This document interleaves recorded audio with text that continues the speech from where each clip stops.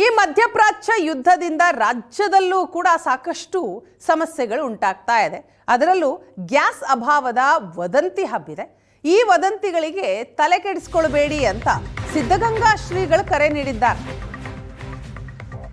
ಕಳೆದ 1 ತಿಂಗಳಿನಿಂದ ಮಧ್ಯಪ್ರಾಚ್ಯದಲ್ಲಿ ಯುದ್ಧ ನಡೀತಾ ಇದ್ರೆ ಕಳೆದ 20 ದಿನದಿಂದ ನಮ್ಮ ರಾಜ್ಯದಲ್ಲಿ ಸಿಲಿಂಡರ್ ಸಮಸ್ಯೆ, ಗ್ಯಾಸ್ ಸಮಸ್ಯೆ, ಪೆಟ್ರೋಲ್ ಡೀಸೆಲ್ ಸಮಸ್ಯೆ ಅನ್ನೋದಕ್ಕಿಂತ ವದಂತಿನೇ ಜಾಸ್ತಿ ಆಗ್ಬಿಟ್ಟಿದೆ. ಆ ವದಂತಿಯನ್ನ ನಂಬಿ ಜನ ಕೂಡ ಕಂಗಾಲಾಗಿದ್ದಾರೆ. ಈಗ ಸಿದ್ಧಗಂಗಾ ಶ್ರೀಗಳು ಹೇಳ್ತಾ ಇದ್ದಾರೆ, ಇಂತಹ ವದಂತಿಗಳಿಗೆ ಕಿವಿಗೊಡಬೇಡಿ ಅಂತ. ಸಂಕಷ್ಟದ ಸಮಯದಲ್ಲಿ ಇರೋದನ್ನ ಮಿತವಾಗಿ ಬಳಕೆ ಮಾಡಬೇಕು ಅಂತ ಸೂಚನೆ ಕೊಟ್ಟಿದ್ದಾರೆ ಶ್ರೀಗಳು.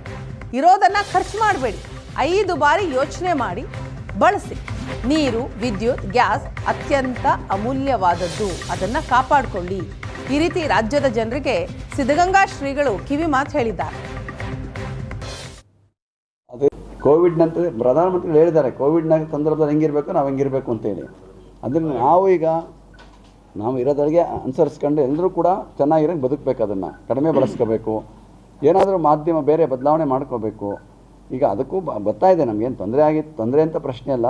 ತೊಂದರೆ ಇದ್ದರೆ ನಾವು ಅದಕ್ಕೆ ಬದಲಾಗಬೇಕು. ಅದಕ್ಕೆಲ್ಲ 5 ಸತಿ ಯೋಚನೆ ಮಾಡಬೇಕಂತ ಒಂದು ವಸ್ತು ಖರ್ಚು ಮಾಡಬೇಕಾದ್ರೆ ಹೆಚ್ಚು ಇದ್ದಾಗಲೂ ಕೂಡ 5 ಸತಿ ಯೋಚನೆ ಮಾಡಿ ನಾವು ಖರ್ಚು ಮಾಡಿದ್ರೆ ಒಳ್ಳೇದು. ಅದೀಗ ಅದರಿಂದ ಅಭಾವ ಇದ್ದಾಗ ಅಂತಲ್ಲ, ಚೆನ್ನಾಗಿದೆ ಅಂತೇಳಿ ಹೇಗೋ ಬಳಸ್ಕೊಳ್ಳೋದಲ್ಲಿ ನೀರಾಗಲಿ, ವಿದ್ಯುತ್ ಆಗಲಿ, ಇವೆಲ್ಲವೂ ಕೂಡ ಅಮೂಲ್ಯ. ಇವತ್ತು ಪ್ರತಿಯೊಂದು ಅಮೂಲ್ಯ ಇರೋದು. ನಾವು ಚೆನ್ನಾಗಿದ್ದಾಲೂ ಇನ್ನೊಬ್ರಿಗೆ ಇರ್ಲಪ್ಪ ಅಂತ ಉಳಿಸ್ಕೊಂಡು ಬಳಸಬೇಕೇ ಹೊರತು ಈಗ ಅಭಾವ ಇದೆ ಅಂತೇಳಿ 5 ಸತಿ ಯೋಚನೆ ಮಾಡೋದಲ್ಲಿ ಇದ್ದಾಗಲೂ ಹಂಗೆ ಮಾಡಬೇಕು, ಇದ್ದಿದ್ದಾಗಲೂ ಅದನ್ನ ಯೋಚನೆ ಮಾಡಿ ಬಳಸ್ಕೋಬೇಕು. ಅದೆಲ್ಲ ಎಲ್ಲರೂ ಪ್ರತಿಯೊಬ್ಬರು ಅದನ್ನು ಈಗ ಅದೇ ಅನುಸರಿಸ್ಬೇಕು. ಅದನ್ನ ನಮ್ಮ ಸೌದೆ ಮತ್ತು ಉಬ್ಬಲೆ ಎರಡೇ ಇರೋದು. ನಾವು ಈಗ ಸಿಲಿಂಡ್ರ್ ಯಾವುದಕ್ಕೆ ಅಂತಂದರೆ ಚಪಾತಿ ಮಾಡೋಕ್ಕೆ ಬಳಸ್ತಾ ಇದ್ದೀವಿ ಹೊರತು ಈ ಅನಿವಾರ್ಯ.